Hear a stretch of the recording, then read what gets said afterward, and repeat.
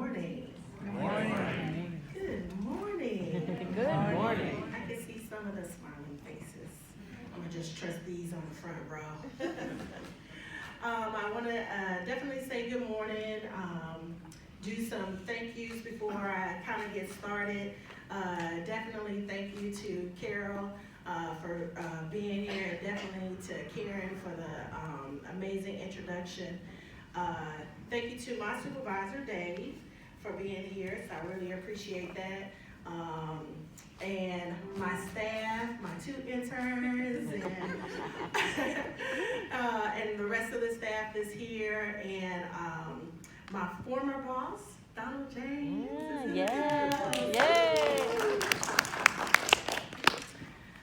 So I really appreciate it, and my last thank you is to Denise for giving me the invitation to speak today.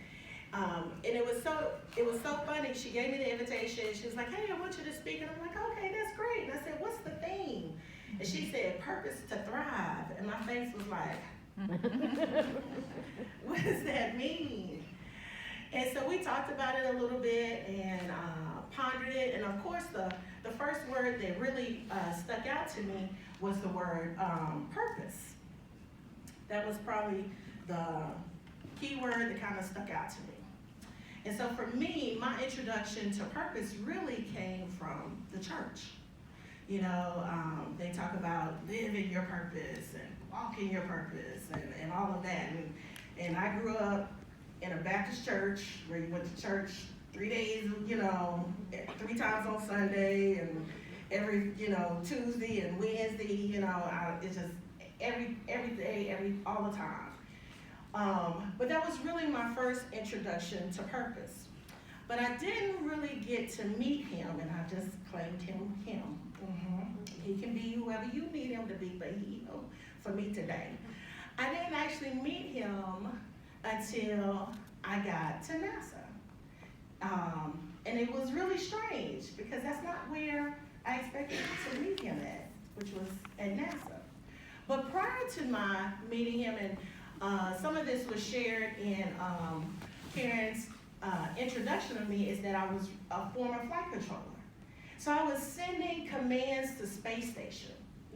I'm thinking this is living my best life. I'm doing things that most people are not gonna ever be able to say that they've done in their lifetime. I'm training astronauts, I'm training colleagues. It's an amazing time. And I'm thinking, surely this has to be purpose, until I was given the opportunity to do a stretching assignment over into the Office of Education, which is now the Office of STEM Engagement. And I fell in love because it was unbelievable, the experiences and things that I was able to do in the Office of STEM Engagement. But I'll share this quick story because this is where I really knew I had met purpose. I was working at Johnson Space Center in the Office of Education, and they had asked me to head of the agency's presence at this event called HESTEC. Now, I don't remember all the acronyms for that, but we're just gonna say HESTEC. It's an event that happens in South Texas, literally 10 minutes from the border. And I was talking to my counterpart on the university side, and I said, "What is it that you need me to do?" And she said, "Oh, we're gonna give you this gymnasium. It'll be empty, and we're gonna put the carpet down, put the pipe and drape, and then it's up to you to fill it and create this engagement activity for the community." Really? The engineer, this ain't digital logic. I'm not putting some circuits together. You want me to do what? Put some engagement activities for the community together? Okay. Yeah, okay. So definitely out of my comfort zone. But the amazing thing about that is that I was able to get the right people, because it's not always me, garner the right support, and we were able to create an event that serviced well over 10,000 people.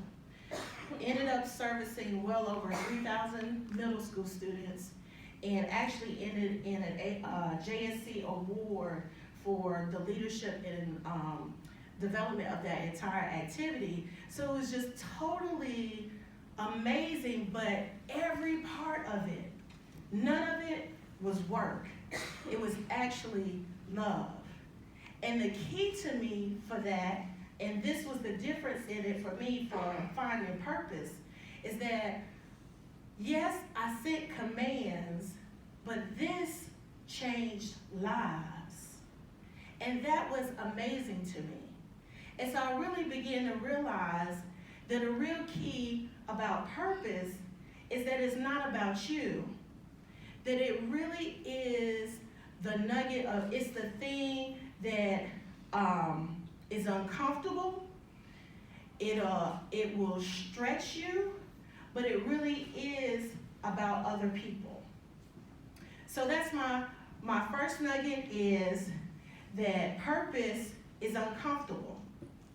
And then the second nugget is that it has more to do with others than it does to have to do with you. So if I took my imaginary version of Martin Luther King right now, I'm sure he would say that purpose was uncomfortable.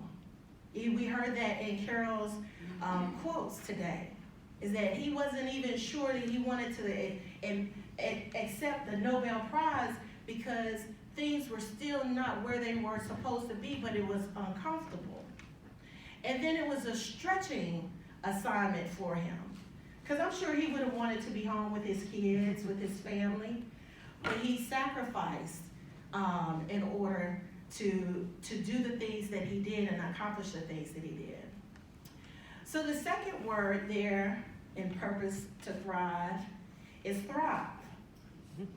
Now it's funny, when I looked this word up on Google, of course you know everything is on Google, and when I looked it up on Google, the first thing that I found was weight loss. I said, okay, the Thrive patch for weight loss, but but it made sense. It made sense in its own way. It's because Thrive is going to look different for each person. Mm-hmm. It may be exercise, it may be eating right, it may be the Bruno Mars shaking your thing, whatever.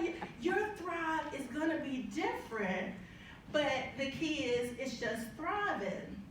And so for me, my Thrive actually started with my hair.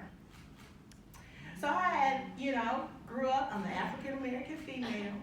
I'm always changing my hair. I had it every which way that was possible. And then I decided to actually lock it. And I was like, I'm gonna grow locks, I'm gonna have these locks here, this is it, and this is where I'm gonna land until it started thinning. And at first I was like, oh, well, maybe this is hereditary thinning or something in that vein, and it started cutting out. And I actually looked at my mother and my aunts, and I'm like, wait, their hair isn't thinning. Maybe I should go get this checked out. And so I did. I went to the dermatologist, and she looked at me and she said, Joeletta, you have scarring alopecia. And so we went on a path of how do we try to fix this? Can we reverse it? Because we live in a society where your hair really, in its own way, kind of defines you. Mm-hmm. And so I got to the point that I realized I was not going to be able to keep my hair. And so I had decided I was going to wig it out. And then purple is my favorite color, so I was going to purple wig it out. And I went to work one day with the purple wig after having locks, because I knew I needed to introduce the conversation. And I informed everybody that I was going to cut all my hair off. And I explained to them what was going on. I didn't have cancer, and I wasn't sick, but I was going to have to cut all my hair off. And I remember the day I went to the beautician. I sat in the chair after my shot of Patron and my shot of Jack Daniels. Got to have Patron and Jack Bishop. I sat in the chair and she began to cut my hair. When I opened my eyes, tears came down my face because I had been holding them. And I looked and it was like a little fro, and I said, it's not enough, cut it all off. So she cut it all off and cut it down. And I had a girlfriend who had went with me. And she was like, Joeletta, you should wear your head. She said, you are beautiful. And I was like, no, I'm gonna wear a wig. And she was like, Joeletta, you really should wear your head. You are beautiful.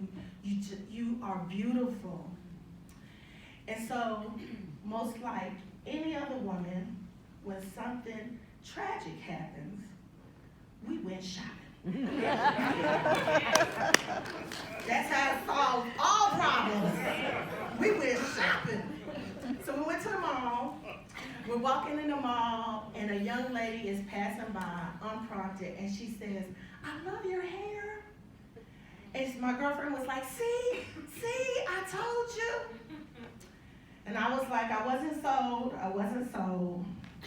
Later on that day, I was going to meet a colleague, and I went to go to a burger place, and I was sitting down waiting on my order. And this man walks by, he gets his order, and he comes, and I'm sitting down, and he stops, and he looks at me, and he says, you are gorgeous.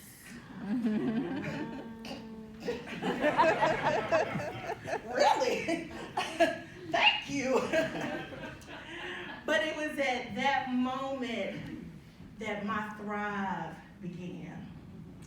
That I wanted to not only tolerate being bald, but celebrate being bald.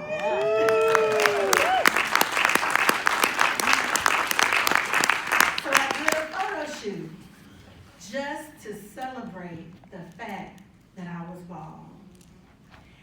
It was about my thrive, accepting it, flaws and all. And so really that's the last nugget, is that thriving occurs when you fully accept all of you, flaws and all.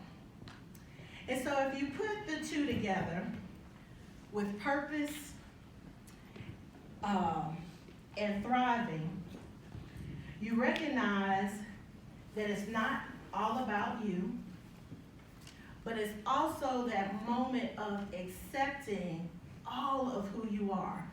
I'm sure if I went back to my imaginary Martin Luther King and just asked him, do you feel like you were perfect? Do you feel like you did everything right?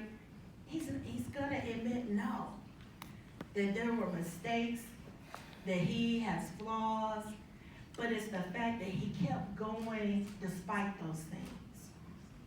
And so when you look at MLK and we're here, to me is the amazing moment in time when you can process purpose, doing things for others, or even in the sense of those people that have done things for you, and just the fact that in them doing it, they weren't perfect, they accepted all of their flaws.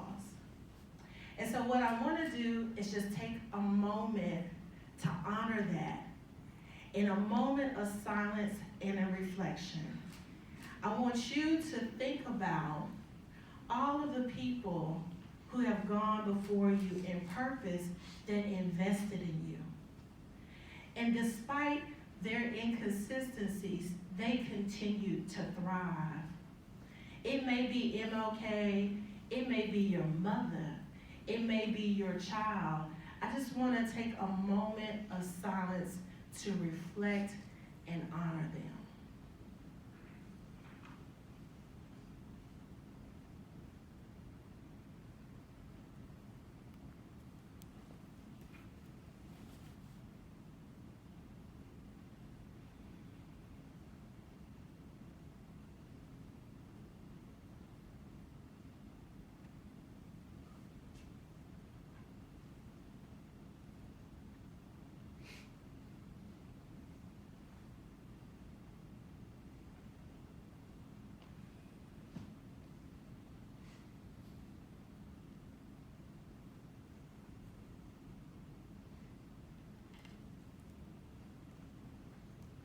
Thank you for doing that with me.